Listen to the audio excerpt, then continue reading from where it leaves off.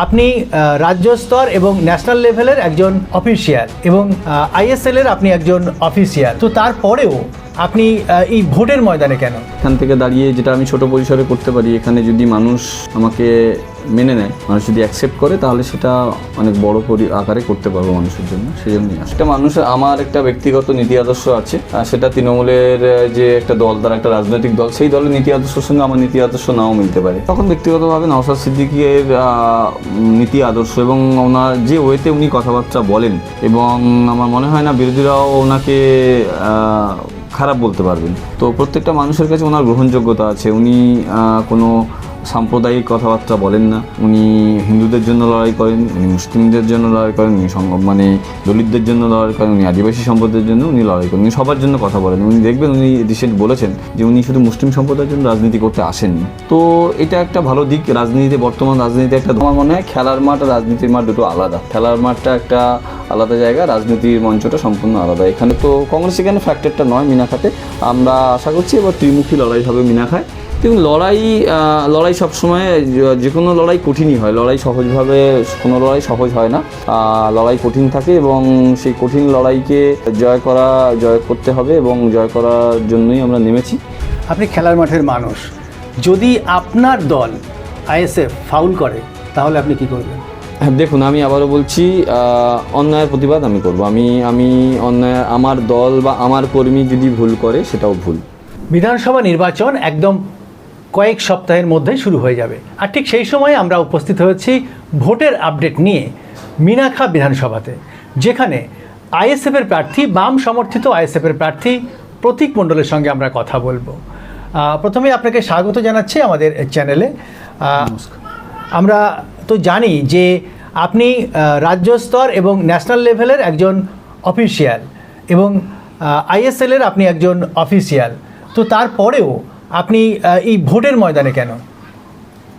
দেখুন, social work আমি পছন্দ করি এবং সোশ্যাল ওয়ার্কের সাথে নিজেকে যুক্ত রাখতে পারলে আমি নিজে খুশি হই, এবং সেই জায়গা থেকে আগাগোড়া আমার ছোট্ট পরিসরে আমার সাধ্যমতো আমি চেষ্টা করে গেছি।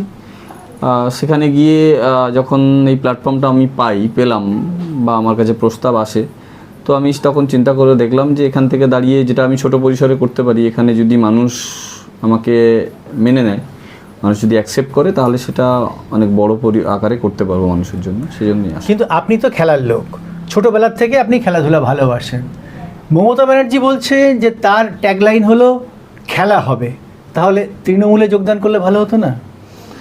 দেখুন, তৃণমূলের যোগদানের বিষয়টা ব্যাপার না। একটা মানুষের, আমার একটা ব্যক্তিগত নীতি আদর্শ আছে, সেটা তৃণমূলের যে একটা দল, তার একটা রাজনৈতিক দল, সেই দলের নীতি আদর্শের সঙ্গে আমার নীতি আদর্শ নাও মিলতে পারে। কিন্তু নীতি আদর্শ না মিললেও এই খেলা হবে শব্দটা আপনাকে উজ্জীবিত করে না?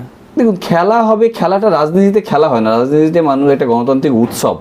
এখানে খেলা হবে এই ওয়ার্ডটা রাজনীতির সাথে যায় না। এটা যারা যুক্ত করেছেন, তারা তাদের কনসেপ্ট নিয়ে যুক্ত করেছেন। তো আমার মনে হয় খেলার মাঠ আর রাজনীতির মাঠ দুটো আলাদা।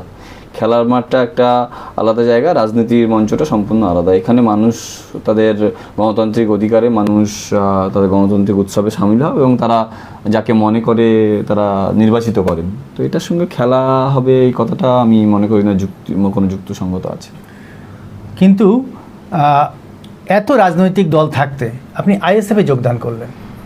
আইএসএফে দেখুন, ব্যক্তিগতভাবে আমি যদি বলি, রাজনীতির বাইরে যদি বলেন, যখন রাজনীতিতে ছিলাম না, তখন ব্যক্তিগতভাবে নওশাদ সিদ্দিকীর নীতি আদর্শ এবং ওনার যে ওয়েতে উনি কথাবার্তা বলেন, এবং আমার মনে হয় না বিরোধীরাও ওনাকে খারাপ বলতে পারবেন। তো প্রত্যেকটা মানুষের কাছে ওনার গ্রহণযোগ্যতা আছে। উনি কোনো সাম্প্রদায়িক কথাবার্তা বলেন না।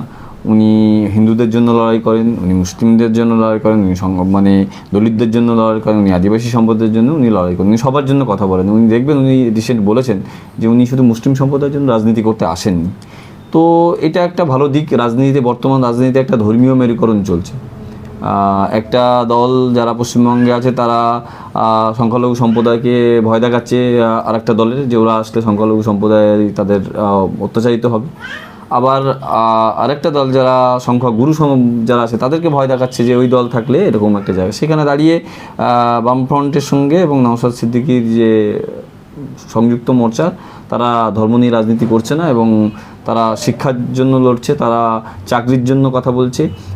তো সেজন্যই আমার মনে হয়েছে যে এটা তাদের নীতি আদর্শ আমার ঠিকঠাক লেগেছে এবং আমার কাছে যখন প্রস্তাব আসে আমি সেটা। এই যে বললেন যে বাম এবং আইএসএফ, তো বাম সমর্থিত আইএসএফ প্রার্থী আপনি 122 মিনাখা বিধানসভাতে, বামেদের কতটা সমর্থন পাচ্ছেন? দেখুন, বামফ্রন্ট গত বিধানসভাতে এখানে বামফ্রন্ট সংযুক্ত মোর্চারই প্রার্থী, কিন্তু সিপিএম এর প্রার্থী ছিলেন। এবছর জোটে তারা যে আমাদের সংযুক্ত মোর্চার জোট থেকে এবছর এই সিটটা আইএসএফকে ছাড়া হয়েছে। তাই সেখানে দাঁড়িয়ে গত ভোটে আইএসএফ সমর্থনরা যেভাবে সমর্থন করেছিল বামফ্রন্টকে, এবারও ঠিক বামফ্রন্টে যারা নেতৃত্ব আছেন তারা ঠিক আমাদের সঙ্গে কাঁধে কাঁধ মিলিয়ে এই লড়াইয়ে তারা সামিল হয়েছে। আপনি একজন খেলোয়াড়, সবসময় জেতার জন্য লড়াই করেন বা স্পোর্টসম্যান স্পিরিট আপনার মধ্যে একটা থাকে। তারপরেও জিজ্ঞাসা করব যে আপনার যে প্রতিদ্বন্দ্বী এখানে যারা যারা আছে, মানে কংগ্রেস দাঁড়িয়েছে, তৃণমূল আছে, বিজেপি আছে, ঠিক আপনার প্রতিদ্বন্দ্বী কে? দেখুন, এখানে আমার প্রতিদ্বন্দ্বী বলে ব্যক্তিগত প্রতিদ্বন্দ্বী যারা তাদের দলের নীতি আদর্শ নিয়ে তারা লড়াই করছে, তৃণমূল কংগ্রেস আছেন শ্রদ্ধেয়া মাননীয় উষারানী মণ্ডল মহাশয়, বিজেপির আছে শ্রদ্ধেয় রুদ্রেন্দু পাত্র মহাশয়, এবং আমরা আছি। তো কংগ্রেস এখানে খুব একটা ফ্যাক্টর নয় মিনাখাতে। এখানে লড়াইটা একজন অ্যাডভোকেটকে দাঁড় করিয়েছেন। হ্যাঁ, তো কংগ্রেস এখানে ফ্যাক্টরটা নয় মিনাখাতে। আমরা আশা করছি এবার ত্রিমুখী লড়াই হবে মিনাখায় এবং মানুষ যাকে রায় দেবেন আমরা সেটা মাথা পেতে নেব। উষারানী মণ্ডল যার কথা বললেন, তিনি তিনবারের এখানকার বিধায়িকা। লড়াইটা একটু কঠিন হয়ে গেল না? দেখুন, লড়াই সবসময় যে কোনো লড়াই কঠিনই হয়। কোনো লড়াই সহজ হয় না। লড়াই কঠিন থাকে এবং সেই কঠিন লড়াইকে জয় করতে হবে এবং জয় করার জন্যই আমরা নেমেছি। এবং আমরা নেমেছি এই লড়াইয়ে মানুষের আস্থা নিয়ে নেমেছি এবং মানুষের আস্থা আমরা প্রচারে গিয়ে পাচ্ছি। মানুষের স্বতঃস্ফূর্ত মানুষের যে আবেগ আমরা দেখছি, আমাদের কাছে সে আবেগ দেখার পরে এই লড়াই কঠিন মনে হচ্ছে না। আপনি বহু বছর ধরে আইএফএর সদস্য এবং বর্তমানে আইএসএফের সদস্য। তো এই আইএসএফ করতে গিয়ে কি আইএফএ একটু পিছিয়ে যাচ্ছেন, আপনার থেকে সরে যাচ্ছেন? না, আমি আইএফএর সদস্য নই, আমরা ক্যালকাটা রেফারি অ্যাসোসিয়েশনের মেম্বার। এটা আইএফএর আন্ডারে। দেখুন, ওটা আমার প্রফেশনাল জায়গা, ওটা আমার কাজের জায়গা।